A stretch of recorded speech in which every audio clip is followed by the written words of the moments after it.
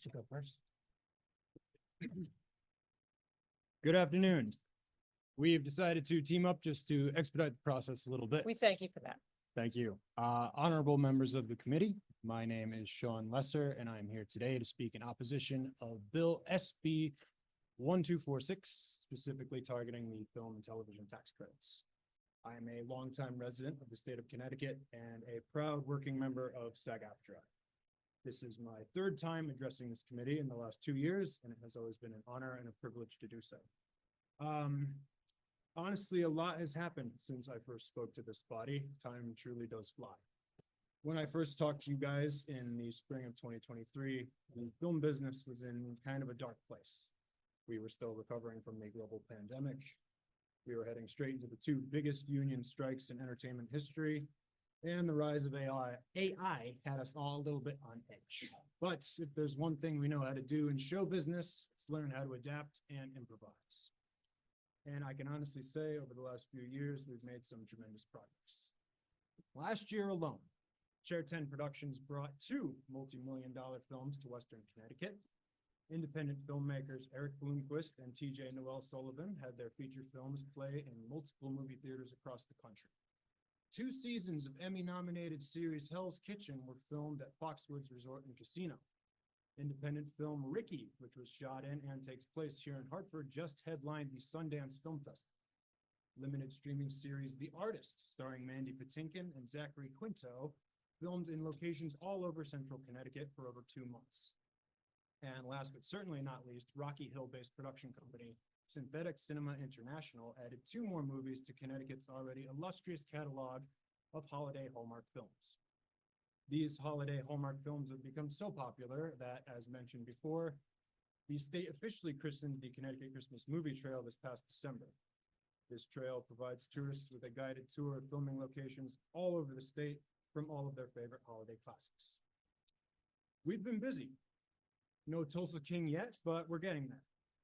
I've honestly been doing this since I was 17 years old, and I haven't seen the film and television market here in Connecticut be this alive and well in a very, very long time, which is why I do not think that now is the time to be cutting our film and television tax credits.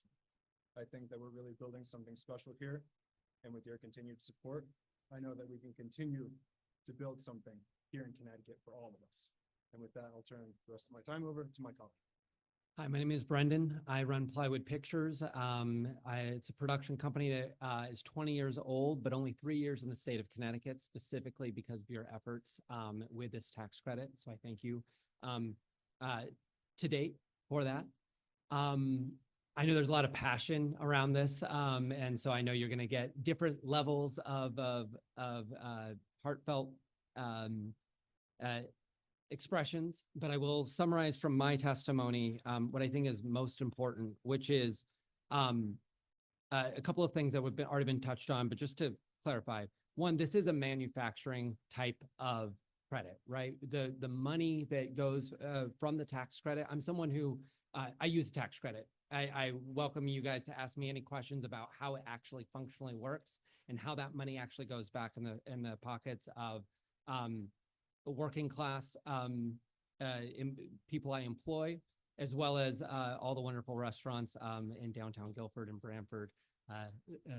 Representative Rayner, that's where I'm at as well. I live in downtown Guilford. I will say that the biggest challenge, I think, with the current bill, in addition to everything that already has been said, that the current bill would actually change in progress commitments that we as business owners have made to our investors, right? There are productions that are underway right now. There are projects that are in post-production as written.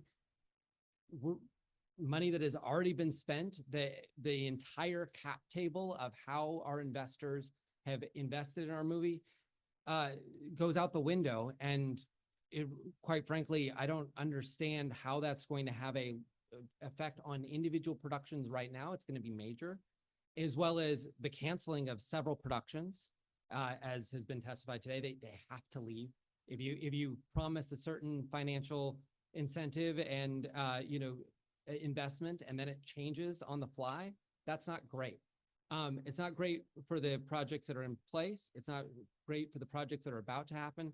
And it's also not great for the future of the film business in Connecticut. What I can say is the film business has changed, and it's changed actually. Excuse me, sir, you're at your 5 minutes. To summarize, it's changed in a very important way in the state, globally, that it's not just centralized in Hollywood and a few other places now. Connecticut has an opportunity to be a cottage industry. It's growing. It has happened.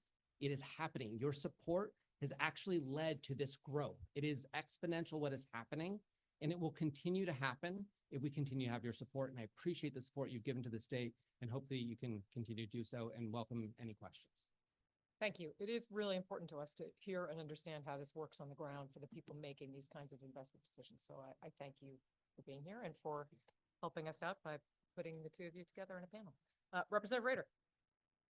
Hi, guys. Thank you for testifying. And Brendan, it's good to meet you. I Yes, didn't good know to that meet we you are too. community members, so I'm really glad to know that we have that industry right here in my home district. But thank you for coming up and testifying in person. I got your testimony, so we'll definitely take it under consideration. Thank you.